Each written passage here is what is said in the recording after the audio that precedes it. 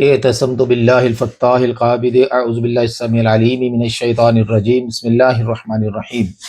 عزیزان گرامی، آپ دیکھ رہے ہیں احسان لاء چینل اور میں ہوں احسان علی عارف ایڈوکیٹ۔ کاش کہ ہمارے کان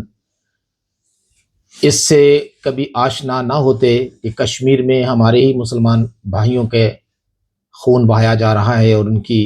لاشوں پر لاشیں گرائی جا رہی ہیں۔ صبح فگر اور ہوتا ہے اور شام کو اطلاع ملتی ہے کہ اس میں اضافہ ہو گیا ہے، اور پھر یہ نہیں، اب شنید یہ ہے کہ سنائپر شوٹنگ کے ذریعے چن چن کر کچھ ایسے لوگوں کو قتل کیا جا رہا ہے جو کہ اس میں ایک اس حوالے سے کہ سوشل میڈیا کے حوالے سے یا پھر وہ اس تحریک کے اندر کوئی پرومیننٹ پوزیشن پر ہیں یا وہ لوگوں کو موٹیویٹ کرنے میں ان کا کوئی رول ہے۔ اٹس ویری انفارچونیٹ، اور میں یہ سمجھتا ہوں کہ اگر سانحہ مرید کے ہو اور پنجاب میں گورنمنٹ نون لیگ کی ہو تو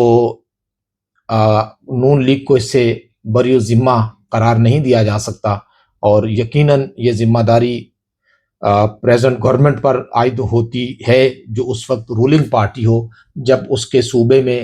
یا اس کی راجدھانی میں یا اس کے زیر سایہ کوئی ایسا واقعہ رونما ہو، اگرچہ وہ لاکھ کہتے رہے کہ اس کے کرنے والے ہم نہیں ہیں۔ یوں ہی سانحہ راولا کوٹ ہو، کشمیر کی صورتحال ہو تو وہاں گورنمنٹ پی کی ہے، پاکستان پیپلز پارٹی کی ہے، تو یہ نہیں کہا جا سکتا کہ وہ اس ساری صورتحال سے بری و ذمہ ہے۔ اگر ایسا ہے تو پھر یہ نورا کشتی کیوں ہے؟ یہ توجہ ہٹانے کی کوشش ہے جو کی جا رہی ہے، اور ایک دوسرے پہ الزامات لگا کر نورا کشتی کے ذریعے یہ ثابت کرنے کی کوشش کی جا رہی ہے کہ ہم اس صورتحال کے ذمہ دار نہیں ہیں۔ اگر ایسا ہی ہے تو پھر فیصلہ کیوں نہیں کر لیا جاتا کہ اگر کوئی ذمہ دار ہے تو پھر اس کا ذمہ دار کا نام لے لیا جائے اور پھر بتا دیا جائے کہ ہم ذمہ دار نہیں ہیں، دراصل فلاں ذمہ دار ہیں، یا پھر ریزائن کر کے خود کو صورتحال سے ڈی اٹیچ کر لیا جائے، علیحدہ کر لیا جائے، یا پھر علیحدہ ہو کر کے حقائق کو بیان کر دیے جائیں۔ اگر ایسا نہیں ہے تو پھر ہم یہ کہنے میں حق بجانب ہیں کہ شریک جرم نہ ہوتے تو مخبری کرتے، تمہیں خبر ہے لٹیروں کے سب ٹھکانوں کی۔ آپ کو پتہ تو سب ہے، لیکن چونکہ آپ شریک جرم ہیں، سانحہ مرید کے ہو یا سانحہ راولا کوٹ، تو شریک جرم ہونے کی وجہ سے آپ بات کر نہیں پا رہے۔ دوسری اہم اور قابل توجہ بات یہ ہے کہ جیسا کہ ہمارے حکومتی وزراء کہہ رہے ہیں کہ جناب والا یہ جو پروٹیسٹرز ہیں جو کشمیر عوامی ایکشن کمیٹی کے عنوان سے لوگوں کو اکسا کر کے لے آئے ہیں، اور وہ قومیت کے نام پر، نیشنلٹی کے نام پر،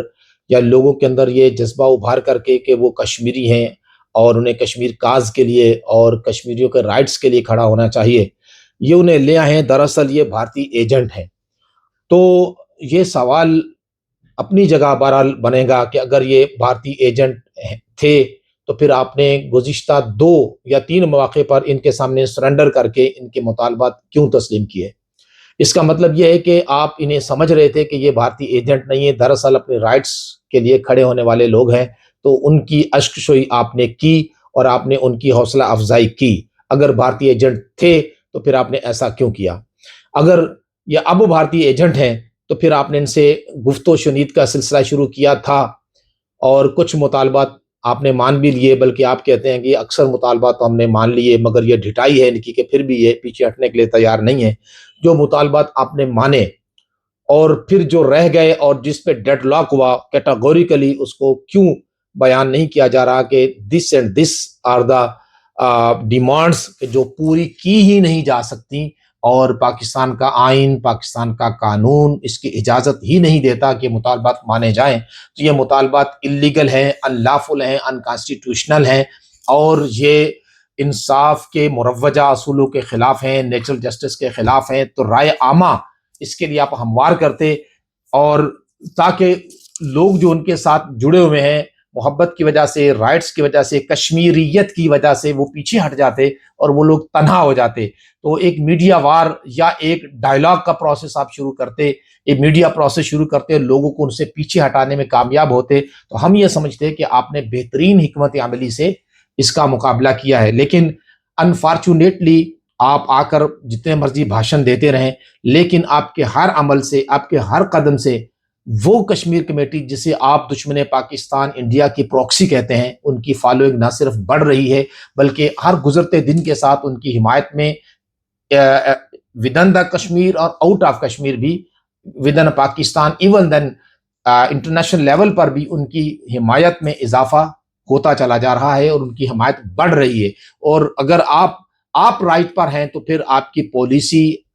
کوئی مثبت اور واضح نتائج دینے میں ناکام کیوں ہے؟ اور کہا جاتا ہے، ہم نے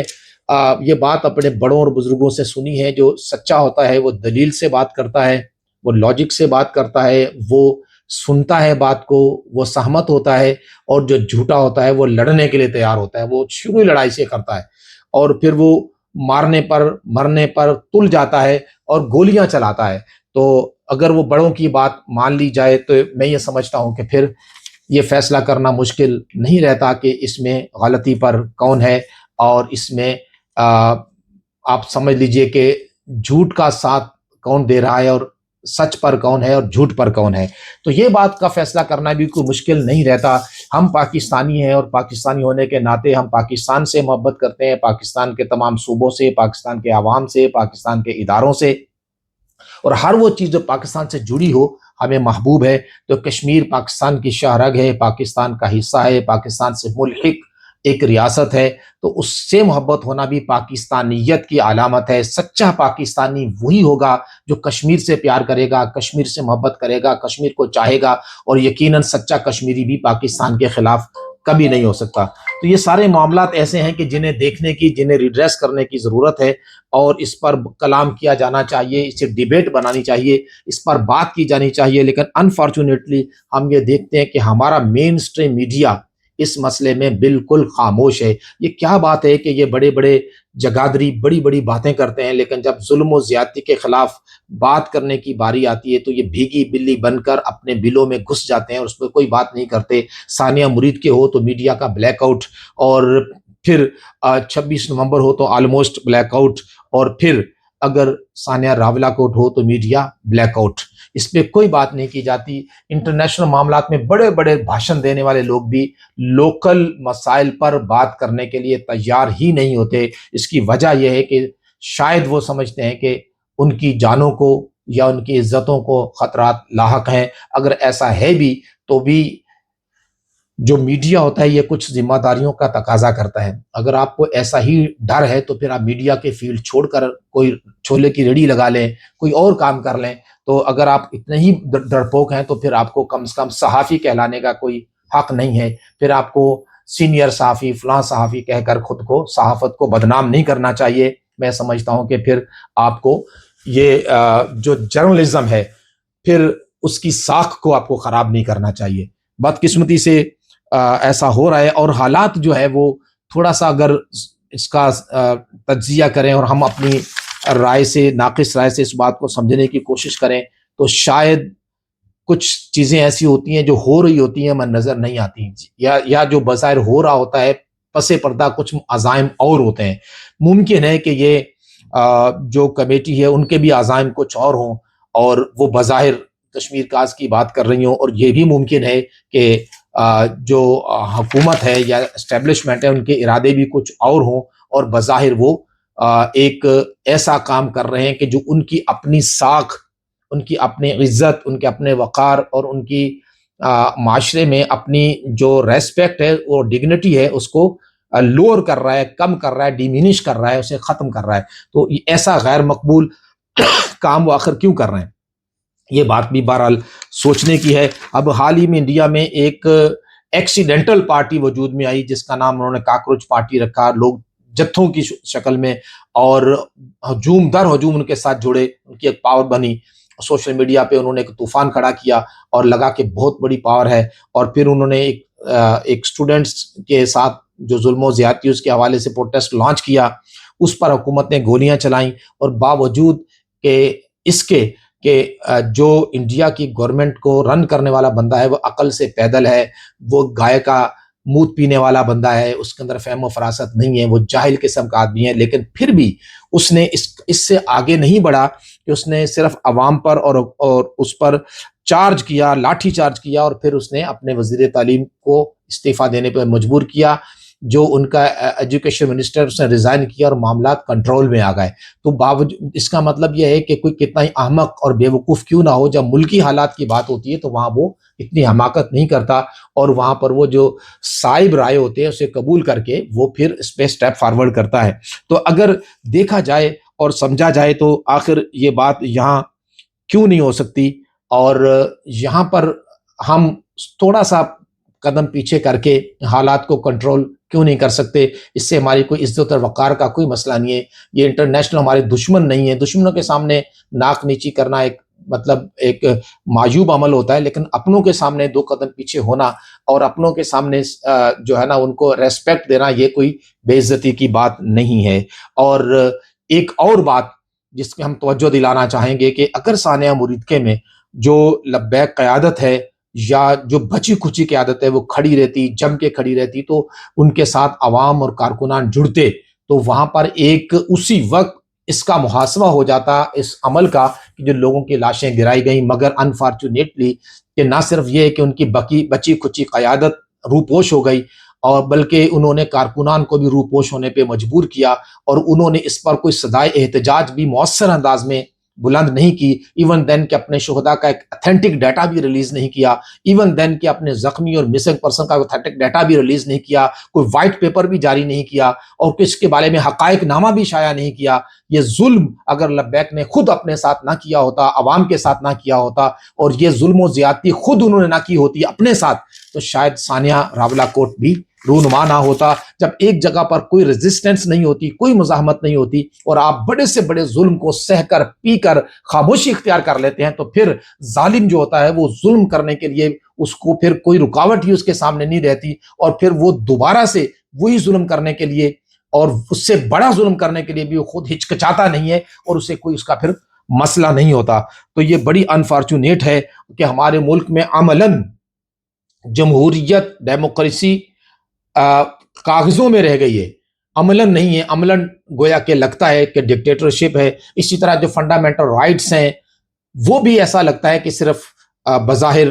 اس میں ہیں، کتابوں میں، عملاً نہیں ہے۔ یوں ہی جو میرا اپنا ذہن ہے جو وہ یہ اس بات کی طرف جاتا ہے کہ ممکن ہے کہ یہ ساری صورتیں انڈین ایجنٹس یہ کمیٹی والے نہ ہوں، بلکہ اپنے ہی لوگوں کے لانچنگ پیڈ کے طور پر استعمال ہو رہے ہوں، یا انہیں خود ہی انسٹیگیٹ کر کے لایا گیا ہو کہ آپ یہ کام کریں، اور پھر خدا نخواستہ یا پھر ایک پالیسی کے تحت کہہ لیجئے کہ اس کا وہی سٹیٹس کر لیا جائے جو انڈیا نے اپنے جموں کشمیر کا کیا ہے۔ جو مقبوضہ جموں کشمیر کا جو سٹیٹس انڈیا نے کر دیا ہے، ممکن ہے کہ یہاں پر بھی ممکن ہے، یہ میرا خیال ہے، مے بی رائٹ اور رانگ، ایک میری انڈیویجول سوچ ہے کہ ایسا ہی یہاں نہ کیا جائے، اور پھر کشمیر کا وہ سٹیٹس ختم کر کے اسے پاکستان کا پروونس کے طور پر اسے ڈیکلیئر کر دیا جائے۔ ممکن ہے کہ ایسا بھی ہو سکتا ہے، اس لیے دونوں طرف سے فہم و فراست کی ضرورت ہے۔ دیکھیں، یہ پاکستان کے عوام کی ڈیمانڈ نہیں ہے کہ کشمیریوں کا وہ سٹیٹس ختم کر کے انہیں پاکستان کا صوبہ بنایا جائے، عوامی ڈیمانڈ نہیں ہے، یہ عوامی مطالبہ نہیں ہے۔ ہمیں اتنا ہی کافی ہے کہ آپ پاکستان کے ساتھ ہیں، آپ کشمیری ہیں، رہیں کشمیری، آپ مسلمان ہیں، آپ کلمہ طیبہ پڑھتے ہیں، آپ کے آئین میں بھی مسلمان اور نان مسلم کی تعریف دی گئی ہے، ہمارے آئین میں بھی دی گئی ہے، آپ میں بھی ختم نبوت کے تحفظ کی بات کی گئی ہے، ہمارے آئین میں بھی کی گئی ہے، آپ کا اسٹیٹ ریلیجن بھی اسلام ہے، ہمارا اسٹیٹ ریلیجن بھی اسلام ہے، آپ کے جو انٹرم کانسٹیٹیوشن آف 1974 ہے جموں کشمیر کا، اس میں بھی فنڈامنٹل رائٹس کو پروٹیکٹ کیا گیا ہے، ہمارے آئین میں بھی پروٹیکٹ کیا گیا ہے۔ تو ہماری تو آپ کے ساتھ کیمسٹری پوری ملتی ہے، فزکس بھی ملتی ہے، ہماری سوچ بھی آپ کے ساتھ ملتی ہے، ہماری فکر بھی ملتی ہے، ہمارا نظریہ، ہمارا عقیدہ بھی آپ کے ساتھ ملتا ہے، ہمارا دین آپ کے ساتھ ملتا ہے، تو ہمیں کافی ہے۔ آپ ہمارا صوبہ نہ بھی ہو تو ہماری ڈیمانڈ نہیں ہے، لیکن ہو سکتا ہے کہ کچھ لوگوں نے یہ پالیسی بنائی ہو کہ حالات ایسے کیے جائیں کہ پھر اسے پاکستان کا پروونس ڈیکلیئر کر دیا جائے، اور اس میں سارے کہیں نہ کہیں اپنا رول پلے کر رہے ہیں، اور کہیں نہ کہیں وہ اپنا کردار ادا کر کے اس میں فیسیلیٹیٹ کر رہے ہوں۔ لیکن یہ بہرحال اپنی جگہ ایک صورتحال ہو سکتی ہے۔